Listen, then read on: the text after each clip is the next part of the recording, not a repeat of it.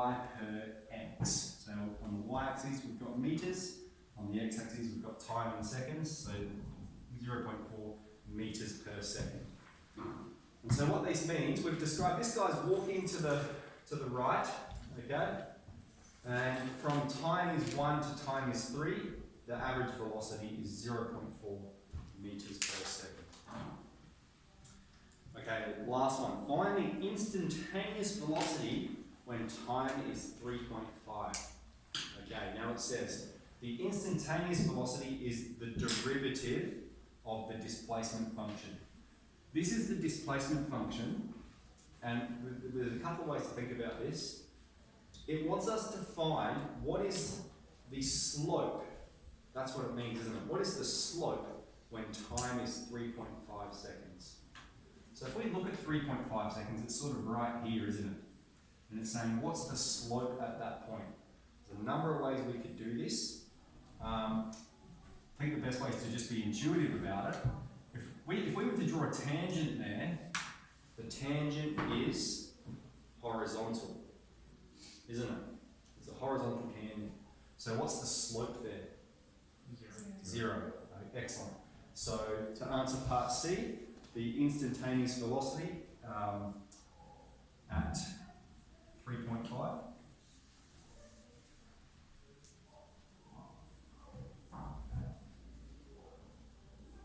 is 0.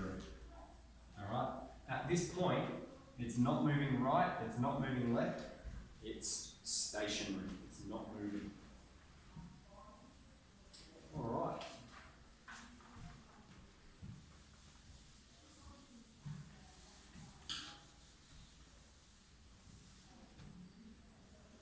Move on to 2.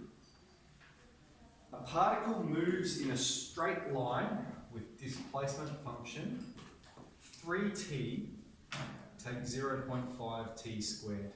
Okay, so now we're just looking at the function. Over here we were considering a graph. So just in terms of the function, find the average velocity from time is 1 to time is 3. Alright, so that means we're going to have s of 3 take s of 1 divided by 3 take 1. That's going to be our average velocity, just using that average velocity formula. Now what I'm going to do here is, rather than calculating all of them manually, I'm just going to graph this function and I'm going to trace on it to get the values. I might show you that actually. Do that still. Really quickly. So obviously it's not going to save time right now, but when you get up to this one you can understand exactly what I'm talking about.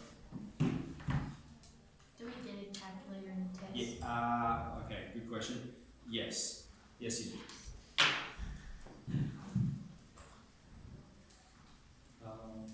Yeah. And I might show you a couple of calculator tricks today as well. Actually.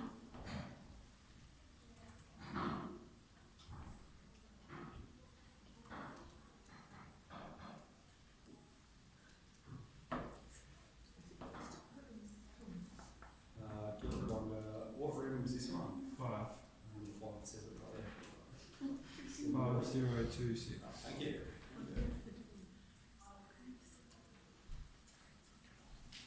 Okay, so yeah. So if you just have a look on the calculator there, and what I've said is what we can do is we can graph it. So we've got 3t, so 3x take 0.5x squared. Now this is an old calculator. Okay, and I'll just crank the y-max up a bit there to 5. Alright, so what I can do is I can press the trace button and we can trace along it. But the best thing about trace is I want to know what is the y value when time is 3. Okay, so if I'm in trace mode and I just click on the number 3, enter x value, and it's going to take me straight to the y value, 4.5. Alright, so that means it's calculated this for me. S of 3 is 4.5, and then I want to know when it's 1, so I'm just going to click the number 1, press enter, and it's going to take me straight to the 2.5. So I've got 4.5 take 2.5 on 3 take 1. I'll just bring this up as well. table.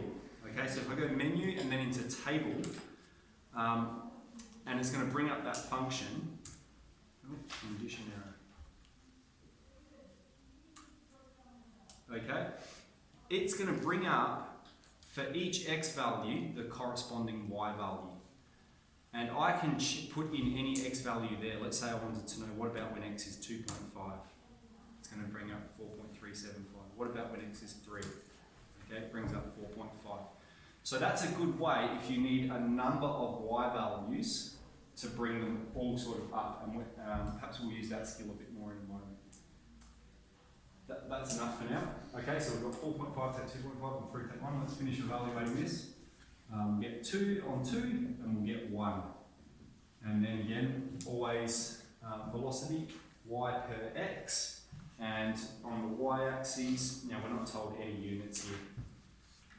So we'll just assume, if we're not told units, assume meters per second. Okay, find the instantaneous velocity. So this time we need the velocity function. Alright, and we're told v of t equals s dash of t, which means we're going to take the displacement function and we're going to differentiate it. Alright, so that's going to become 3 take 2 times 0.5 t to the power of 1, which is 3 take t. Okay, that's our velocity function. And so the instantaneous velocity means find the velocity when time is 2. So that means we're going to find v of 2. We're putting the number 2 into our velocity function.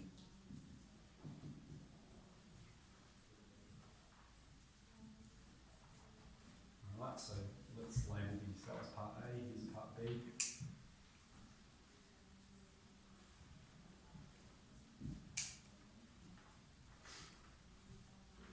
Everybody okay so far? Good. Then it says find the average acceleration. So we're going to use the acceleration formula there. We've got v of t2 take v of t1. And this average acceleration from t is 1 to t is 3.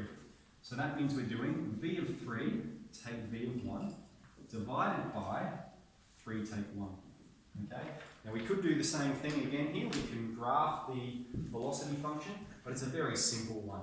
Okay, I don't think we're going to need to, I think we can just see the answer here. So if I'm substituting 3 into the velocity equation, 3 take 3, that's going to be 0. And then I'm substituting 1 into the velocity equation, we're going to have 3 take 1, that'll be 2. And we've got divided by 3 take 1, we can simplify that to be 2.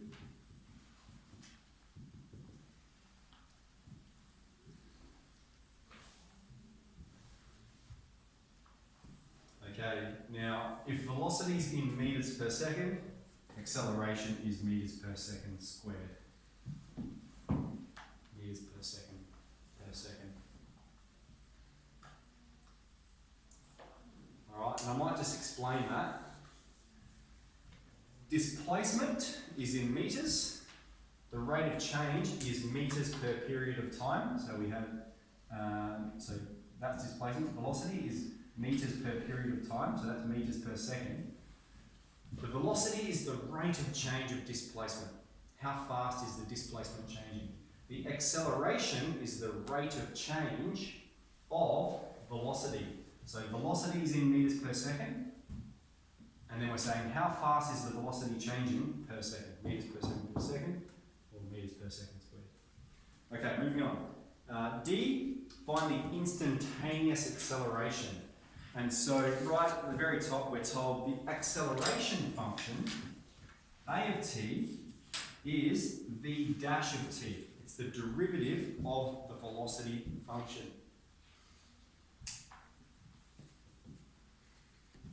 And so when we differentiate the velocity function, this is our velocity function here. 3 take t take t. So